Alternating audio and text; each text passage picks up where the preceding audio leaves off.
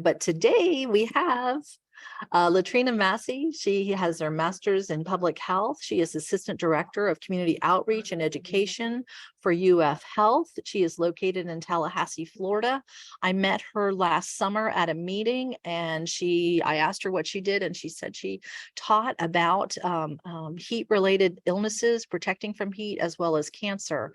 And I thought she would be a wonderful speaker to have at the Master Gardener webinar. So Latrina, we are so thrilled that you're here, and we welcome you today. So I'm going to go ahead and stop sharing, and you can go ahead and share your screen. All right. Thank you so much for that wonderful introduction. Get my slides up for us. All right. Good afternoon, everyone. I'll move this over here. All right. Thank you, Wendy, for that introduction.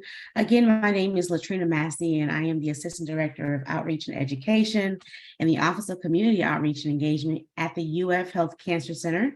And today we'll be having a little conversation about heat-related illnesses and skin cancer prevention.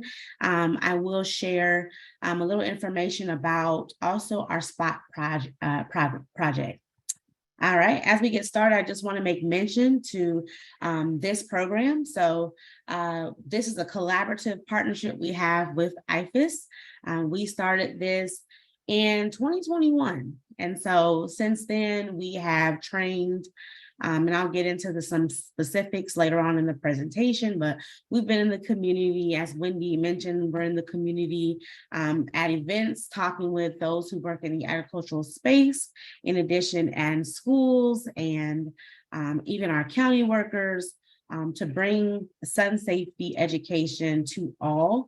We here in Florida, this sunny state, we have and amazing opportunities each day to be outside in the glorious sun. And so we want to make sure that our residents are being safe while having fun. So we have utilized the curriculum from the National Center for Farm Worker Health Incorporated. This is a part of our SPOT program. So I will be pulling information from that program to bring to you all today, things that I think will be helpful for the work that you all do. And the program's specific title is called Fresco.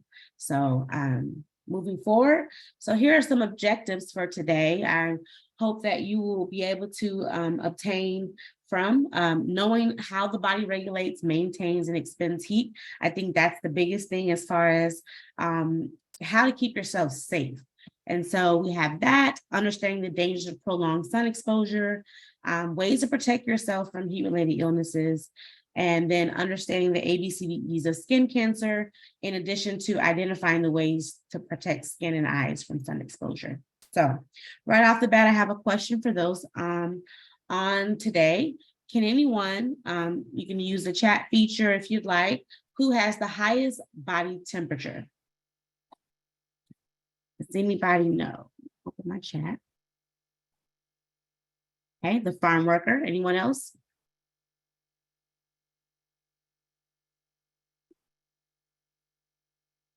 All right. Okay. So I see a couple of different answers, but the individual who indicated that they all have the same body temperature is correct. So when we talk about body temperature, it doesn't matter on, what a person has on. It matters about the temperature that they're working in and how much work that they're doing, right? And so here we talk about what is the normal body temperature. I remember when I was little, there was an ad that used to come on TV. I think it was advertising like a medicine or something, but it was a 98.6, right? It was a temperature that just stuck in my head. So the normal body temperature is 98.6 or 37 degrees Celsius, right?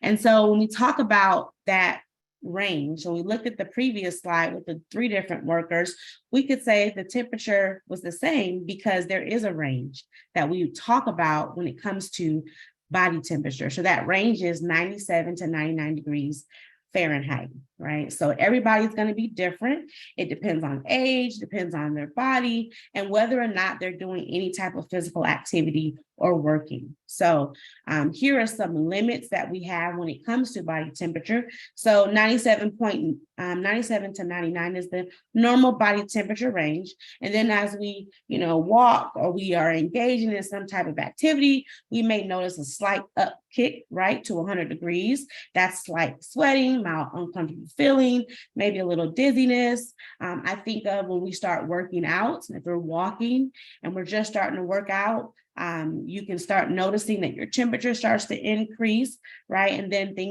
your body begins to respond. So as we get to temperatures of 102, right? Sweating, flushed skin, fast heartbeat, tiredness. I want to make mention that as we get to even higher temperatures, right? So 104 and 106 to start getting to what I call the danger zone. So 104, we have some heavy sweating, dizziness, fainting, weakness, nausea, and vomiting. And then 106 and higher, all the above symptoms that I mentioned, in addition to hallucinations, confusion, delirium, coma, brain damage, heart failure, convulsions, and even to the extreme of death, right? So we have two types of heat that I want to talk about today. So the first one is outside heat. This is what is outdoors, right? So if you've ever gotten in your car after a long day, it almost feels, and it is hotter inside the car than it is outside, right? And it doesn't necessarily require the sun to be present for that to happen.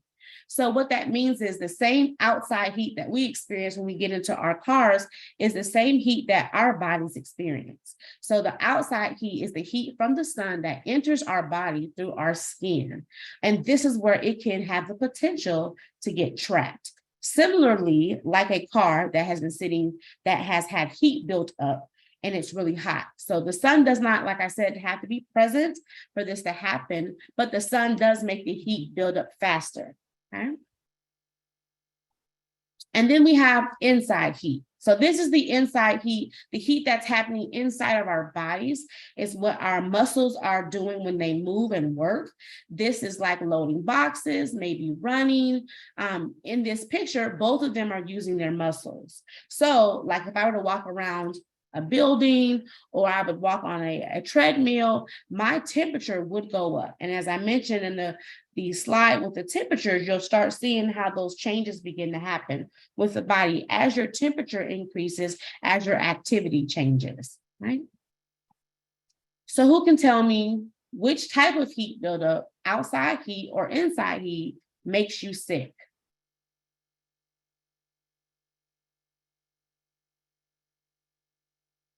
Absolutely. I see inside, I see outside, but both. Absolutely. You are correct in that both types of buildup can make you sick. It depends on the weather and how hard you are working. Absolutely. Okay. So our bodies are very similar to our thermostat that we have in our homes, right? So we set the temperature to a certain amount, a certain temperature, and when it passes that, what happens? It kicks on, it cools the house down, the system just continues to repeat itself because of what we have it set on. So here, it's very similar to our hypothalamus, right, in our brain. It says, well, it's too hot, so let's kick in the overdrive, what we need to do to cool this body down. So what's going to happen? The brain tells the heart, the blood vessels, and the sweat glands to cool the body off. They do their thing, the blood vessels widen, the blood moves from the center onto towards the skin to bring the sweat, and that brings the body down. Body temperature goes down, the brain tells the heart, blood vessels, and sweat glands to go back to normal. The temperature in the body goes back up, and it's just a cycle that continues to repeat itself. This is like our thermostats in our houses. When it gets too hot, it cools the house down. It tells the machine, it tells the system outside to kick on, blows the cool air, cools the house down to the set temperature that we have, and then the unit tells the unit outside to go off. And then when it gets warm again, it just repeats itself. So that is how our bodies control heat buildup, right? One thing I think is worth mentioning here, though, in Florida, what do we have? humidity, right? Humidity is oftentimes very dangerous when we're working outside because it allows the heat to get trapped in our bodies. If we're not able to sweat, if we're not cooling off, that's where we start to run into the risk of a heat illness, right? So when we're looking at how the body cools itself off by sweating, but when it's working hard and it's hot and it's humid with little to no breeze, that's not enough, right? So heat-related illnesses begin to happen when our body's temperature control system is overloaded and cannot cool off the body. Anyone in here can probably tell me when is the time that your AC stops working? What season does it want to break? In the summer. It wants to break in the summer because it's trying its best to keep up. And unfortunately, yes, when I have guests, absolutely. How embarrassing, right?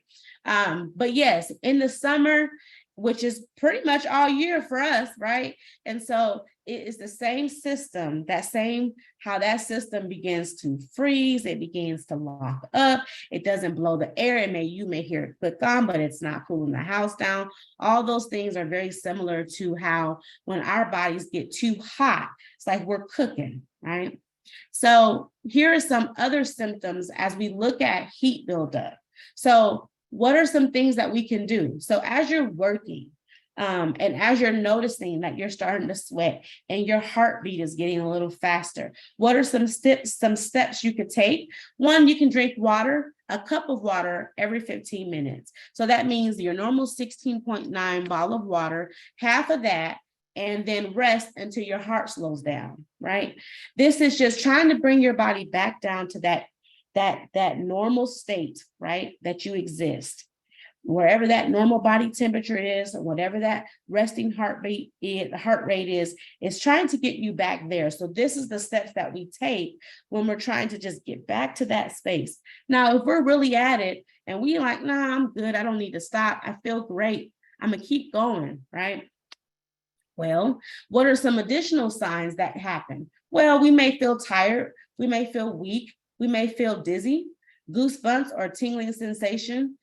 You can't work as fast as you'd like to. You may experience a headache, nausea, vomiting, and cramps in your legs, arms, and stomach. What should you do? Stop working and rest. Tell a friend, tell a neighbor, tell a coworker, a supervisor. Take small sips of water frequently. If you don't feel better, it may in an hour, or if you start to feel worse, it may be time to seek medical care. I want to stop here and provide a small story of an uncle that I had who was like, his lawn was his prized possession. My uncle would spend hours and hours and hours and hours on weekends in his garden, pulling weeds, mowing the lawn, trimming all bushes, all those things. And at the time, I was very little, so I didn't really understand what a heat stroke was. But my uncle ended up having a heat stroke and dying in his front yard because he was working without resting. He just went from mowing the lawn to picking up this and bending and squatting and moving and pushing and all those things. And we not being knowledgeable of what a heat-related illness is and didn't know what to do, right? My family didn't know what to do. As a result, he suffered right there in the front yard. And there were certain steps that even if he would have known, even risk symptoms that he could have been aware of, it's like, okay, well, maybe I need to take a step back, take a rest break, take a sip of water, make sure that I'm cooling my body down. So I encourage all of you as you're working, even if you're just out enjoying the sun, you have grandchildren or children that are out enjoying the sun, it's always good just to make sure that people understand the importance of protecting themselves in the sun, making sure that somebody knows where you're at, what you're doing, how long you plan on doing it, and setting up a plan when you're working. So, hey, if I don't reach out to you in 45 minutes or to an hour, right, please come check on me, making sure that, there are safety parameters in place. Because when we're working hard and we're sweating, our body is losing a lot of water and minerals, right? That's That's what happens when we sweat. And when there isn't enough water in the body, what happens? The blood gets thicker. When the blood gets thicker, what can it do? It cannot carry oxygen, energy, and other vital things to our organs, such as our brain. So that's why it's so important for us to be mindful and to be able to recognize these signs so that we can help ourselves and also others.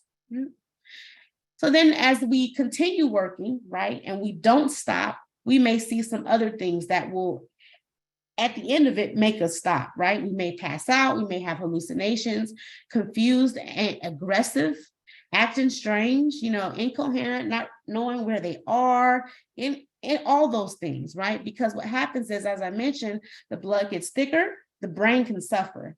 And these are the signs that you can look out for if a person is experiencing. People may wander off. They may forget, like I said, where they are. These are signs where you want to get them help immediately.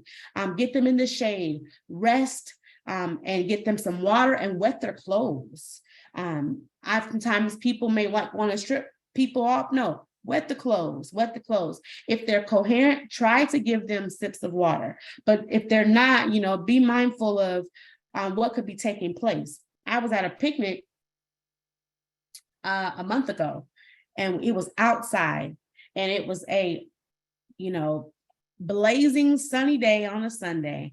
And I saw all these people with no umbrellas, no sunscreen, no water. They had the other substances there. And so a young lady right in front of me fell backwards out of a chair onto the ground. And it was shocking to everyone because, again, this is the thing that we don't think about when we're out, even just having fun. We don't realize if we are drinking beer, if we are drinking alcohol and things like that, how those things are not hydrating. So we want to be mindful of that. And that's a part of the things that we can do to protect ourselves when we are out in the sun, right? So drink a cup of water every 15 minutes. If you can, 16.9 ounces, 2 cups, even when you're not thirsty, right? So sometimes I will wait until I will get to the end of the evening, almost before bed, like, oh my gosh, I'm so thirsty, right? And then I'm up all night using the restroom, right? So the way to mitigate that is to drink sips of water, keep water near you throughout the day, and just take sips frequently throughout your day, so that when you get to the point, you won't get to the point where you're thirsty. When you get to the point that you need water, you're already dehydrated, right? Another way that you can kind of assess this is when you use the restroom. Take a look at your pee color, right? Take a look at your urine color and identify if it's bright yellow, you may need to incorporate a little bit more water, more hydration into that. And if you are drinking tea and coffee and beer and smoothies and things like that that have high contents of sugar, you want to limit those drinks as well, especially when you're working hard. And I always tell people you can also include liquid IV or Gatorade, any type of mineral enhancers that can help you regain your electrolytes that you're also losing while you're sweating. Okay. Another one is taking breaks. It is so important that you take breaks because, again, as we mentioned before about the temperature control system, this is how our body begins to, the symptoms of our heart rates beating faster, we get to slow things down, we start to return back to that normal state for us, right? So, and it doesn't have to be long periods of time, but maybe for 5 minutes, just take a rest in the shade for 5 minutes, drink a cup of water and just relax and you'll start to notice how your body temperature will decrease, how your heart rate will decrease, and how you'll also be able to go longer. So oftentimes when I'm in the field and I'm talking to farm workers, they have this mentality that I just go, go, go, go, go. Well, what happens is when you go and you don't take any rest breaks, you're not able to perform as good as you could, right? You're not as equipped to perform. You're not as strong. You're not as fast as you want to be. This is also a component that I've taught Working at Fort Benning with our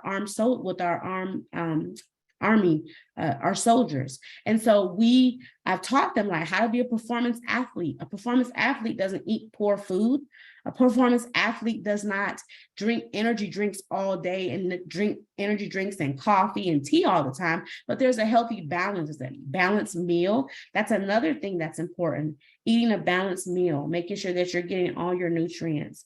And then the major piece is making sure that you're staying hydrated. Your body is predominantly made up of water. So in order to keep it physically functioning, we need to maintain our water intake. And like I said, supplement with enhancements as you need to for your electrolyte consumption. All right, so we'll move on to ultraviolet rays, right? So we talked about the heat, but what does the heat have to do with ultraviolet rays, right? So the ultraviolet rays is the sun that we see, but the ultraviolet rays also, the sun does not have to be present, right? So here on the right is a picture that I have with some K through 12 kids that we did in Sarasota this year. We had to make UV bracelets, and these beads are white until they're exposed to the sun. And even though we were out in the direct sun, right, they also saw that when they were under a shade, under in a barn, that even though they were covered, ultraviolet rays were still permeating in that area and their beads turned colors. So there are two types that we will talk about. One is the natural, right? And then there's the artificial, like tanning beds and things like that. So it is emitted from the sun. It is a source of vitamin D. UVA and UVB radiation can both affect health, but UVA penetrates deeper into the skin, is more consistent, and is more constant throughout the year. And as we know, unprotected, prolonged exposure can cause damage to our skin and eyes. UVB rays, UVA is the primary contributor to skin aging, wrinkling, and skin cancer. UVB rays cause skin reddening and sunburns, right? That's very important, and why you see when you buy a pair of sunglasses, they have UVA and UVB protection on them, right? They're want you to understand that you are fully protected. And so we'll talk about UV rays. And one thing that's important here as well is that the sun does not have to be out for you to be exposed to UV rays, right? You can still get a sunburn. You can still have skin damage, even when it's cloudy out. And I think that was my next true or false. You can get a sunburn on a cloudy day. Everybody should know that answer now. It's true, right? UV rays are penetrating and does not require the sun to be present to cause damage. This is a misconception for a lot of people. Being outside, oh, it's cloudy, so I don't need to wear sunscreen. Yes, you do. The UV rays are still present, even if it's cloudy, okay?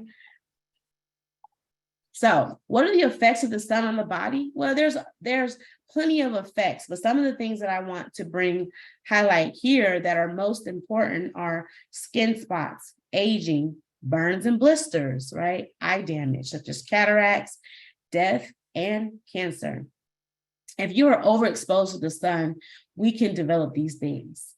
It is so important for you to know how to protect your skin, and we'll talk about that as well. What are some steps and tips and strategies to protecting your skin? If you notice the picture on the right, there's a young lady, an older lady there that has skin spots and wrinkles, right?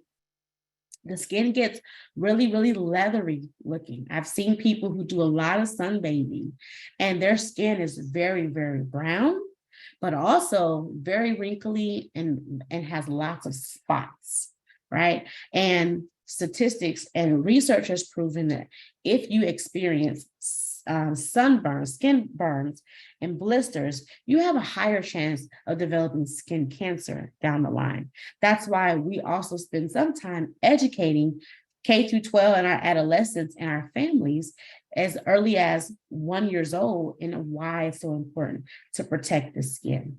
Okay. And here are some other things. This is something that a lot of people have seen.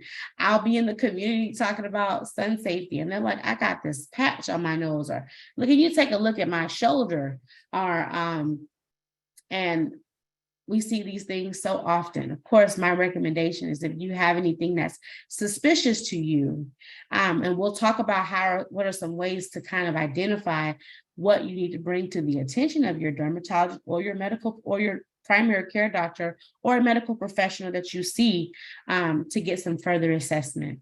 Okay. So skin cancer can happen anywhere, right? It is, and what is cancer? It is the cells that divide and grow uncontrollably. Skin cancer is that abnormal growth of skin cells. There are a couple types that you're probably familiar with. So you have basal cell and squamous cell, which are highly curable, but can be disfiguring and can cost a lot to treat. And then we have melanoma, which is the third most common skin cancer and the most dangerous, and is the cause of most deaths. Some people don't believe in death. You can die from skin cancer. And it's a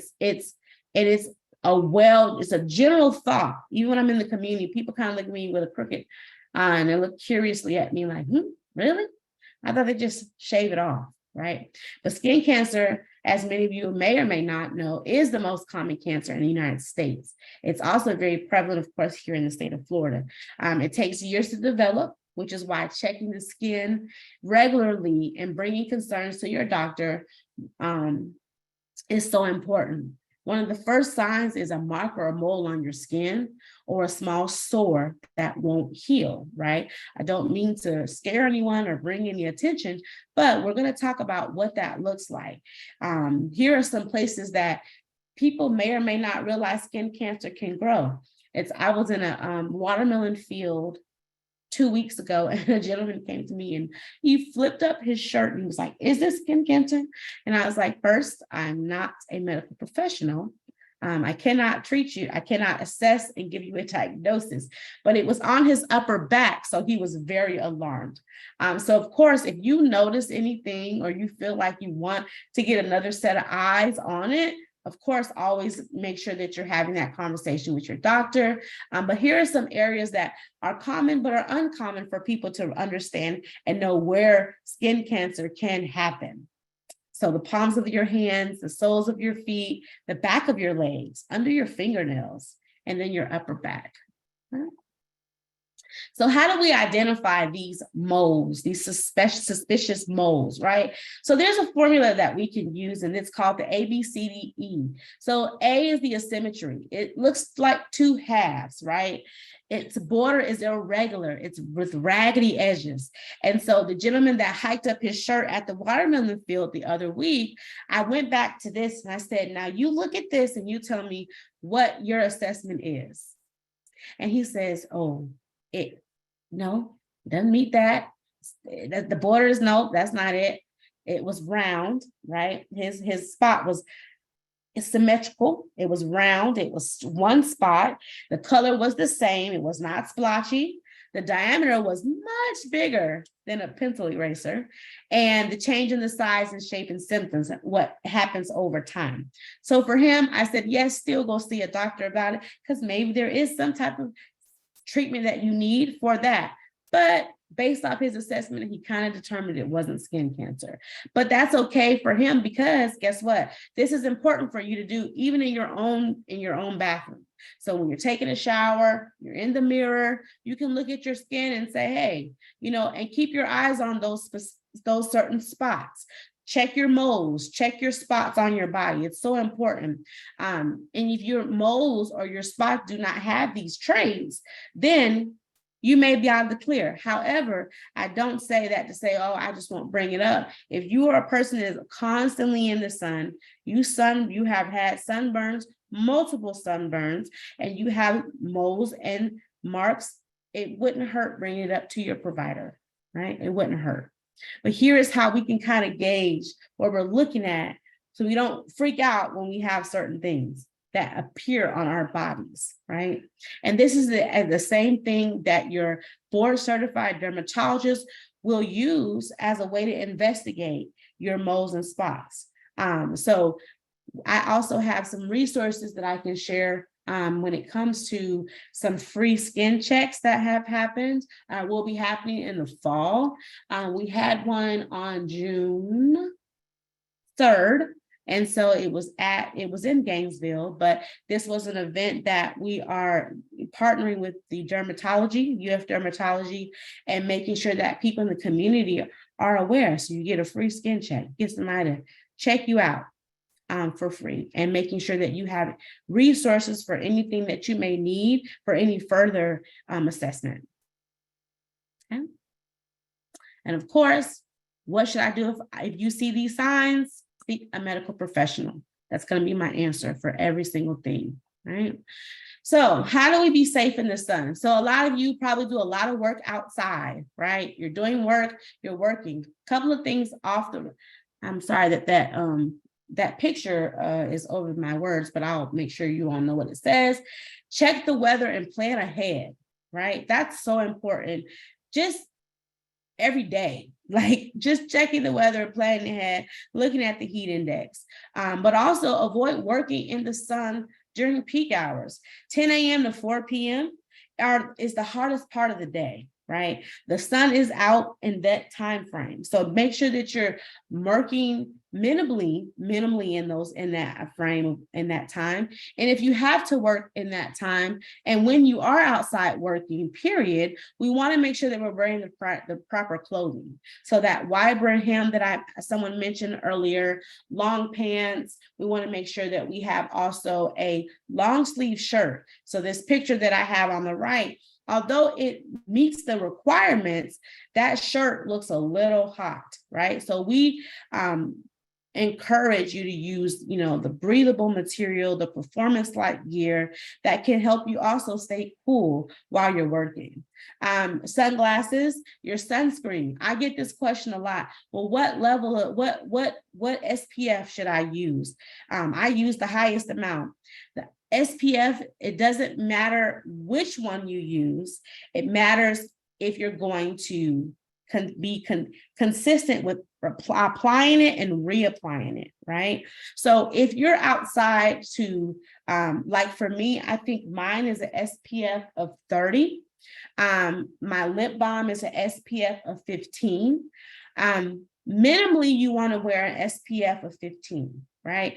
But if you're someone that's always outside, you're constantly working in the sun, you may want to invest in the SPF of 30. The American Academy of Dermatology recommends an SPF of at least a 30, right? Which means it blocks 90% of the sun's UV rays. The highest SPF is 100, and that blocks out about 99% of the UVB rays. The importance is that we want to make sure that we're applying it and reapplying it. So if you want to wear SPF 90 or SPF 30, the fact is it doesn't give you that SPF number, the sun protection factor, does not change the application frequency, right? It just gives you that level of protection. And then also you want to stay hydrated. As I mentioned earlier, water and electrolytes are so important. And then rest and shade as well. Okay. So I would be remiss if I did not share with you what ignited this focus on sun safety and what we do at the Cancer Center and what my team does. So this is I have a couple of slides just to share about the sun safety practice for outdoor workers, which is SPOT, right? That's the initial name for this work. We have 3 focuses. So, and this has been developed over time. So again, like I said, SPOT was the original sun safety practices for outdoor workers, was really focused on getting those agricultural workers education and material and resources, right? So we go out to the farms. These pictures that are here are myself and my translator out at different farms across Florida, and we provide the education in the form of a novella, which is a story. And we provide that training in addition to, we provide them shirts and hats. And so in this image right here, you'll see the long shirts that we provide and the hats. The hats have a face covering that covers all the way up to over their nose, and then it has a neck covering. That is very important as you're working, and why we say a wide brim hat. Baseball caps are nice, they're cute, but they don't provide you enough protection. So we always recommend that. And then a long sleeve shirt. So here are some images of us in the field doing our what we call farm reach. Farm reach includes education, skin checks, and then the sun protective clothing for workers in that space. And then we have the Safe Sun Fund is the adolescent focused curriculum, and that is a couple slides back where we saw the bracelets. So we do more so of a experiment with the kids because that keeps them intrigued. So in that essence, when we were in Sarasota a couple months ago, we took the sunscreen and we took the beads and we put the beads in different bags. And as we put one that has the cream sunscreen, the spray sunscreen, and then no protection at all. And we showed the kids when you put them in the sun, what happens to them. So of course, the one that had sunscreen cream had the most protection, right? Sunscreen spray, although it's a great, fast and easy way to provide fast protection, it's not as effective. That aerosol spray, you're not able to determine and to be as effective as getting it applied to the actual skin. So that's what it showed the kids. And then the one, of course, that had no sunscreen was fully exposed and the colors became vibrant as soon as we put them out in the sun. And so that's another tip for you all. If you are wearing sunscreen, we recommend in the American Dermatology Association, recommend the cream. The spray is nice, it's quick, but it doesn't offer as much of equal distribution than the cream. Okay. And then the last one that we have is Stop the Spot. This is a newer focus for us where we are working with county staff. So our wonderful extension agents, some of them are have dual appointments. So they work with UF, but they also have a appointment with the counties. So this is a part of that work. We're working in different counties, working with those who do, road work, those that are doing, gardening, keeping up those things, parks and rec staff, our lifeguards, those who are monitoring and work the beach. So we are working to develop a better relationship in that setting as well. So to date, we have trained up 210 farm workers and 46 owners and managers. This has been, for me, very rewarding, but also a very, very challenging. Because when we're out in the community, we're out in the farms, it takes the farm owners and managers to trust us to come into their farm. We encounter H-2A workers, we encounter those who are here, without status. And so we also, encounter those who live here. But here's the breakdown of what we've done thus far, what we've been able to accomplish in over a year. So we've done 148 of our, and I will say there's some missing data. We had one firm that refused, and we don't pressure people to provide information. We just move on, because at the end of the day, we want to make sure that you're educated and you have the what you need to be protected in the sun. So from the data we were able to collect, we had 148 men, 62 women, mostly 190 were Hispanic, 18 were Black, and 2 were white. The median age was 34.5. And then, as I mentioned, we have Stop the Spot, which is our county engagement, our county staff engagement. And we did the Flagler County Government Health Fair a couple months ago. And this is metrics from that. So we had 36 individuals that were outdoor workers, and 42 of them were admin or clerical, those that typically work indoors. And of that, we had 35 were men and 43 were female. And surprisingly, Flagler County is where they had already started implementing some protective measures for especially their firefighters. I met with the fire chief in addition to their road staff. So they had already started, incorporating wide brim hats and long sleeve shirts for their staff, which was very exciting and to hear as a person who's, very concerned with prevention and making sure that people have what they need. So, and I think that is the last slide. So I have a little bit of time for questions. Oh my goodness.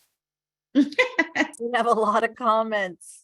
I see it. I know, such an engaging talk. Thank you so much, Latrina. I mean, people, this is a real issue for our population of master gardeners. And, many of them are dealing with, skin cancers and are trying to be so careful. One of the questions was the zinc oxide versus the SPF clothing versus non-SPF clothing. Could you talk a little bit about that?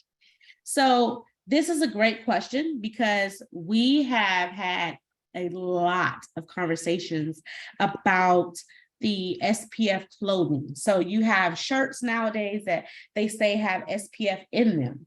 So one of the things that when we had a conversation with our dermatology team and our cancer, some of our cancer treating providers was, how you guarantee that protection is effective after multiple washes, after the use of, fabric softener, after the use of, other additives that you add to your washer. And so my response has been from that is you still want to wear your sunscreen because there's not enough evidence on that being, as effective, right?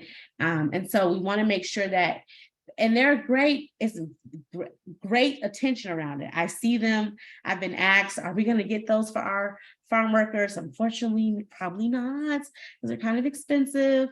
But because there's not enough information about whether or not they provide continuous protection, how long that protection lasts, that's the part that I'm more weary, we more concerned about, rather than when you're buying sunscreen. I think I saw a question as well about if sunscreen expires. Yes. And that's a great question, and it does. So on your bottles, you should be also looking at expiration dates, if it has it on there, and it should have it on there. It's like your face cream. It's like your, foundation. Your foundation or your makeup, you have a 12-month to 18-month time frame to use it. On most containers, it's like a little cup or a little round, looks like a little jar on there, and it has a number and an M in it, and that'll tell you what that is. And most of the sunscreens should also post a expiration date on them. Good. Janice from Tallahassee asked, with the humidity, are we not sweating, or is the sweat not evaporating? Kind of going back to the heat concept. Right. So how does that play in? Right. So with humidity, it's not that we're not sweating, it's being trapped inside of our bodies. Okay. It's not leaving our bodies.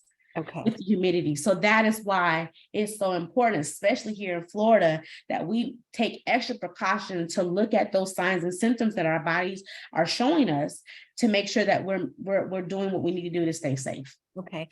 And then Pat would like you to speak about the photosensitivity with some medications. Right. So that was one of the things that we talked about in our train the trainer class. And so I always tell people to be sure to ask your providers about medications, because that was one of the things I also forgot to mention in my slides. There are medications that make you more sensitive and certain, and it's not just topical creams I'm talking about. I'm talking about oral pills as well. There's oral medication as well as topical medications that you may be prescribed that you want to talk to your doctor about, in addition to making sure that you take the extra precautions, because drinking water and resting in the shade are great recommendations. But if you have another another layer that you need to be mindful of, you need to also be sure to converse with your provider. But you're absolutely right. There are certain health conditions as well that you have to be mindful of when it comes to being in the sun. Yeah. One of the things that we're wanting to do with our adolescent community is, we have children who have certain cancers and are going under certain treatment, especially those who've gone under certain cancer treatments that just cannot be exposed to the sun for long periods of times, and wanting to find a way to build their self-esteem, but also bring it to their attention that, it's I know how important it is to be with your peers, but being more mindful of when you have these health conditions, you want to be very careful of how you use, and then the sunscreen. I've heard people say, well, I use a natural sunscreen. Well, natural sunscreen is not going to give you and offer you the best protection than the sunscreen that the ADA will recommend. And again, if you are on certain medications, you may want to, and if you have a sensitivity, you have skin concerns, skin issues, you also want to converse with your medical professional on the best way to mitigate any type of risk for you while you're in the sun. Right. And I've seen this in the chat box and in the question answer. Cindy's saying the sunscreen sweats into her eyes and burns. And it's hard to deal with. And do you have any hints or tricks around that? Right. So I honestly would say, and I have that same problem. I have that same problem, and it absolutely burns my eyes. I think that if you're making sure that you're wearing your hats, wide brim hats, I cannot stress that enough, and not straw hats. I know those straw hats are they're cute and they're nice looking, but they don't, the holes in the straw, the sun is permeating. So I saw a gentleman at, I think it was a CARES event last year, that had a straw hat on. And when he took his straw hat off, I kid you not, he had red dots all over his face from the sun. So making sure that you're wearing a nice wide brim hat is always going to be helpful. Making sure that I have one through my foundation. You have SPF in your foundation. If you wear foundation, you can find those lightweight sunscreens, not the super thick ones. I have one that I also have for my esthetician.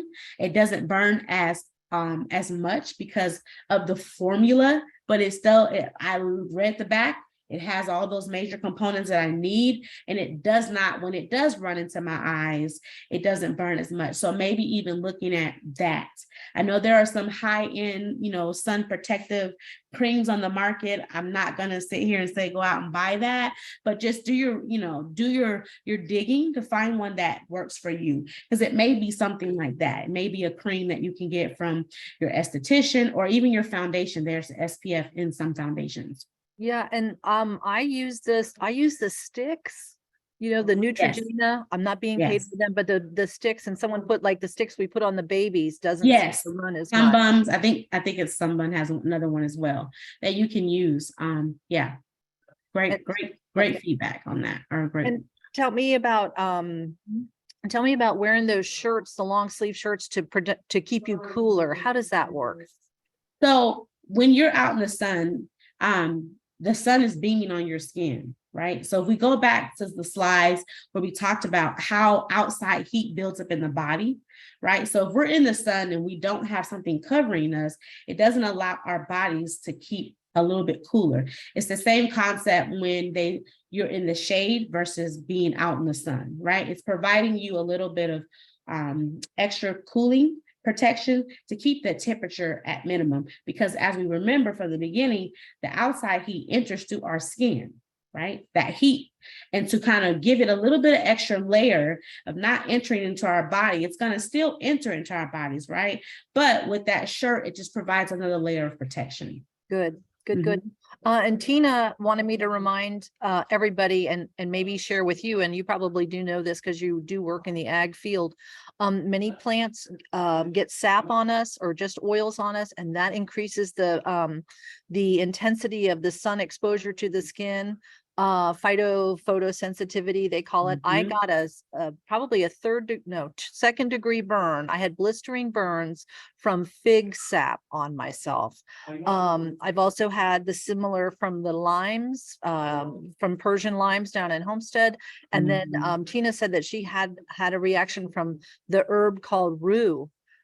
So this is something that we see. And do you teach this to the workers as well? Yes. So when we're out in the farm reach, we provide them, very similar education. And even though I mentioned we do it in a novella format, that's a storytelling format. But a part of that storytelling, we're giving them these tips and strategies. We're making sure they understand the importance of staying covered. We have, and we interact, we engage. And that's why I think for me, when we started this at the inception of this, it was so important for me to have a translator, because I needed to make sure that we were relevant and that we could speak and communicate effectively with those that we were trying to reach. So yes, when we're out there, and that's another reason why we opted in for the long sleeve shirts. And in most settings, and research has been done, long sleeve shirts, we can go back and forth about the color of the shirt, right? Dark versus light. I recommend, and the Cancer Center recommends, and dermatology recommends, a light colored shirt, not white, right? But also not black. So somewhere in the middle, we have gray, and then we have like a light blue that we also offer to our farm workers. So there's a question that says, how could you possibly get sunburn on the soles of your feet? Well, people who sit outside on a lawn in a beach chair all day long with laying on their stomachs, right? Or laying on their backs, they have sunscreen everywhere else. But many people don't realize the soles of their feet are also important. Where there is skin, there is a risk. Where there is skin, there is a potential. And I also like to add in, that wasn't on my slides, is not just for people who are fair-skinned, right? So skin cancer can happen for anyone. Right. And so I'm often told, oh, you don't need to wear sunscreen. Yes, I do. It may be only a 3% chance, but there is still a chance that someone who is darker skinned can develop skin cancer. So it's important for all of us to wear sunscreen.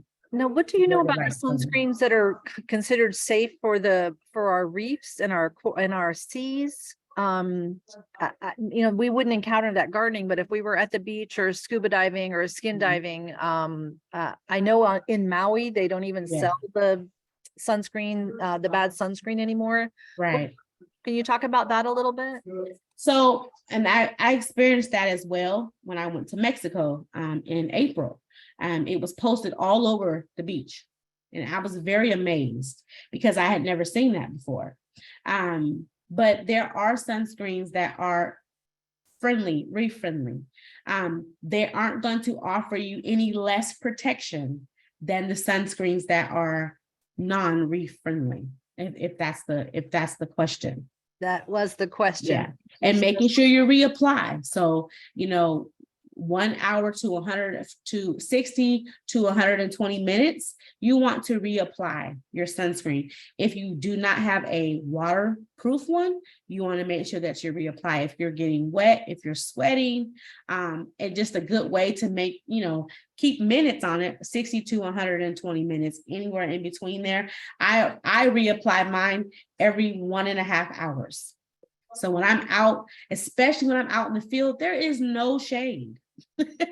Right. So I'm always making sure I'm lathering my arms, anything that's exposed. I'm making sure, and my neck, making sure that I'm reapplying. That's a huge one. So there are aids that can help you with reapplying. So for Flagler County, we gave them My Spot UV, which is these little purple spots they can put on. They apply their sunscreen all over their bodies. The spot will turn white or clear. When the spot turns purple again, that's an indication for them to reapply their sunscreen. Oh, that is cool. It lays on the skin. It's not like a sticker, but it's like dermal, so it's skin-like, and it is a good aid, a reminder aid to reapply your sunscreen. Where could people buy that if they were interested in doing that? Sure. So I've seen them in the past at Target. I had a big promo box they sent me to give to the Flagler County staff, and she told me that they removed them from Target and they're only found on Amazon and e-commerce. So anywhere online, I think the most known and the widely used is Amazon for most people. And you can get them in various quantities. And I think it's a really good aid for kids who just don't want to get out the water, right? When you got little ones, they don't want to get out the water. But if you train them, when your spot turns purple, come see me, right? And you're able to instill in them the importance of reapplying. And it's a reminder for you as well. Terrific. This has been such amazing information. I know that we've all benefited. We had over 350 people engaged and hanging with us Amazing. the whole time. So we thank you so much for joining the Florida Master Gardener webinar. And I know that we're going to have you back sometime because this was terrific information for us. Thank you so much, Latrina. And I'll send you an email soon, but we're so thrilled you could be with us. Yes. And that I'm responding to the last two questions as well. There are blankets that offer sun safety or UV protection for babies through, there is a program, what is that? Impact Melanoma is one that offers them to babies, but there are baby-friendly sunscreens that are children-friendly sunscreens that you can use. But also, again, making sure that you have their skin protected, they're under your umbrella, they're in the shade, and you're looking out for those signs of flood, the pink, the redness and things like that. You want to make sure that you're just being observant of children because their skin is so very sensitive. All right, we're signing off. Thank you so much. We'll see you soon, I hope. Bye-bye. Yes, absolutely. Bye-bye, y'all.